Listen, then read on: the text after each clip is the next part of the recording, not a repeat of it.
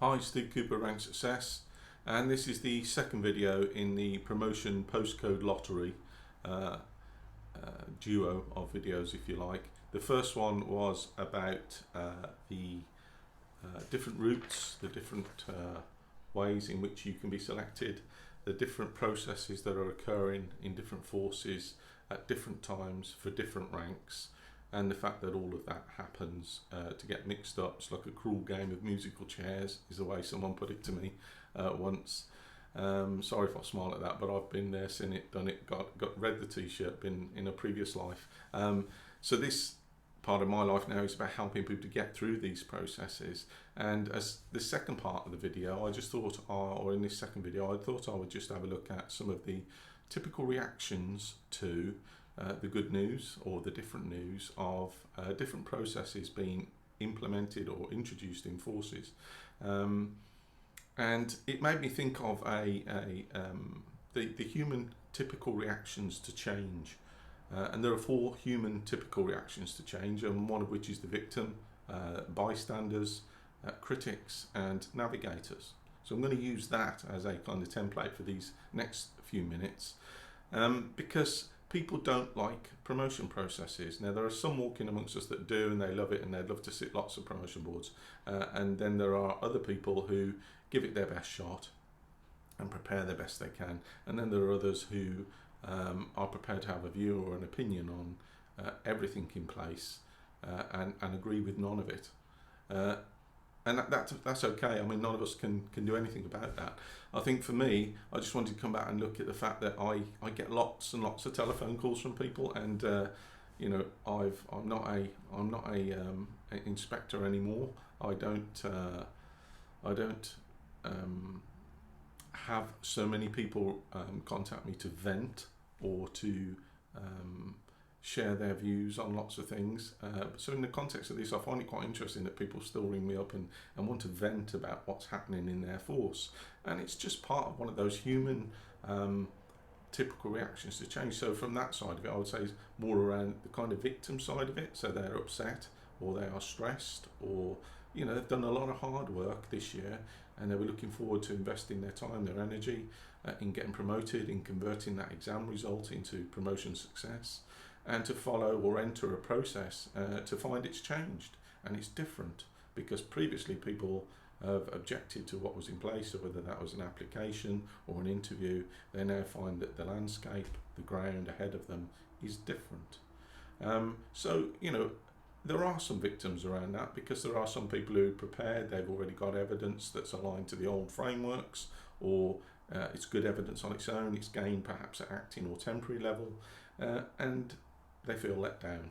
There's more uncertainty this year. So, you know, the victim side of it, and there are real victims, you know, depending on what change you're talking about. Victims, you know, why are they doing this to me? Why is this being done to us? And they resist and revert to the old methods.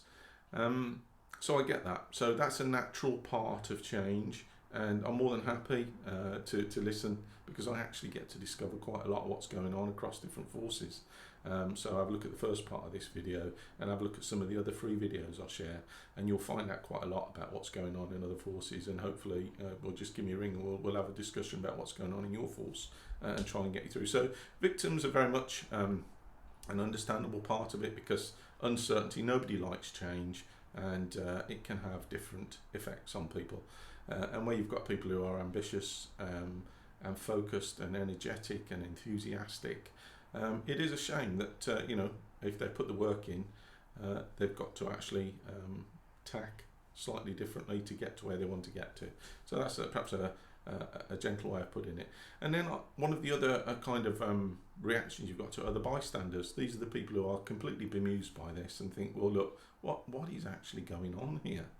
Why are forces, or why is my force changing in this way? So, you know, the CVF is what the College of Policing says that forces should use to assess people for promotion processes, and they do.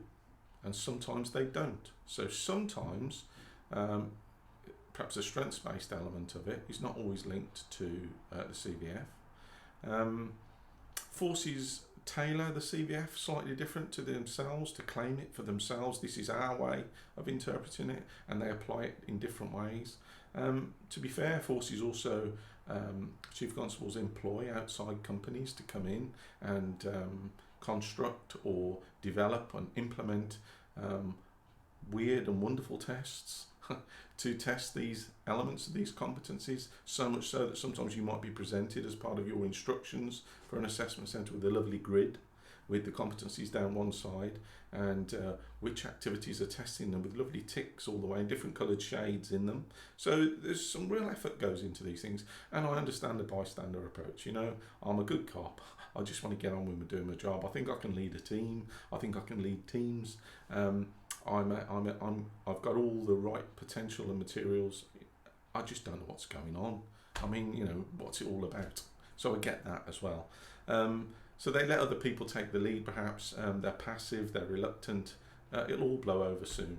And I don't think it will. I don't think it will blow over soon. I think because there's so many people, so many cops that disagree with, well, you name it, whatever the activity is, very few people will agree with it. And in the interim, chief constables need to promote and select people to lead teams to deliver an effective and efficient police service across the UK. So it's not, you know, it's not rocket science to expect that there will be different processes in place. And the other side for chief constables is listening to it all. Is we don't like this, we don't like that, we don't like the other. Well, okay then, I'll change it. Outside company in you come. Cook me up some tests, please, using this framework, or any new science thinking. I'd like you to experiment with my people as guinea pigs, if you like, as well. And in that way, we can also show that we are innovative and creative, CVF. But also, you know, we're not just going to use old methods. We are going to be on the cutting edge, and whatever people say, they're not going to be happy. So let's get on and test something and see what works and what doesn't work. Because there's no one best process in place for selecting people for promotion. So victims and bystanders we've talked about. I'd like to now talk about the critics, and there's battalions of them. They are legion. Critics. You've always got somebody who can criticise what processes are in place at the moment and the relevance of them, and the fact that they discriminate against people, and some may not.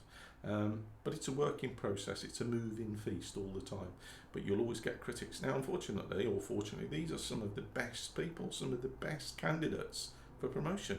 They may well be critics, but they've also got good ideas, good suggestions, and some of those are listened to, as I've alluded to, by chief constables.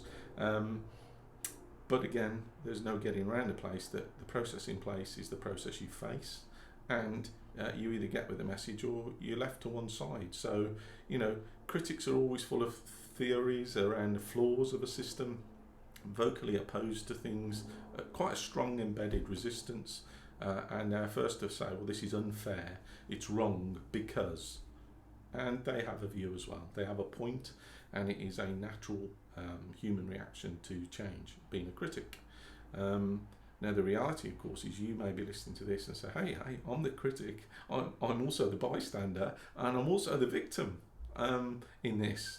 So Steve's covered all three, and I think I have a little bit of an alignment to each of those. And that may well be the truth, because, you know, not everybody fits into these boxes. But they are typical human reactions to change. So, and as people putting themselves forward for promotion to formal leadership positions, then providing leadership for people, performance and change are key requirements and expectations of the role. So the fourth part of the kind of attitude and reactions to change is being a navigator. So this is the cool dudes and dudesses, if you like, with the shades on, with the sunglasses on. So smiley faces, emojis, they're the ones with the dark shades on, the big smile. These are the navigators. And everybody who goes for promotion really is a navigator of change. So, you know, you're expected to take charge.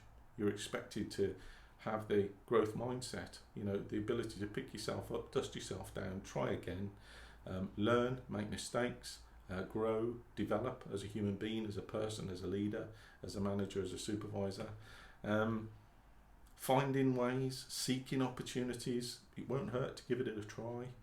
It's a different attitude we're talking about here. And that's the kind of person, I think, that is able to navigate this postcode lottery of tests that I alluded to in the first video. That's the kind of person who will prevail in light of what's required of leaders, managers and supervisors going forward. So if you remember in one of the previous videos I talked about, I alluded to the World Economic Forum and the fact it points out the critical thinking, the decision-making skills, the leadership skills that people will need to move forward. And you'll find a lot of the processes in place that are being implemented by forces at the moment reflect those forecasts, those predictions, those requirements of people to lead going forward. So if you want to be in it to win it, bring an attitude that's more in line with a navigator than it is with the others, because you're going to need it. You're going to need it to navigate through these tests. Now, as always, it comes down to converting your leadership aspirations into promotion success is about you having that focus to succeed. And you're not going to do it if you're not a navigator. So bring that attitude. It's the only thing you can control, and the only thing you can choose is your attitude to promotion and to the tests and the barriers and the obstacles and these assessments that you face. But the single biggest ingredient in all of that as a navigator is doing your depth and breadth of preparation. That's generally what converts those leadership aspirations into promotion success, in my experience of helping people. So that's it really. We've talked about the different tests in place at the moment in video 1, and the postcode lottery, and then some of the attitudes that kind of surface through that, understandably. But the key attitude that's going to get you through is being a navigator of change. And if I can help you with that, then please get in touch, download a free guide, come on a promotion masterclass and we can talk a little bit more about this. Subscribe to me on this channel on YouTube, or follow me on social media. Facebook Rank Success, or Twitter is @rank_success. Thank you for listening, and I'll be back with another topic around promotion shortly, and I look forward to meeting some of you. Thank you.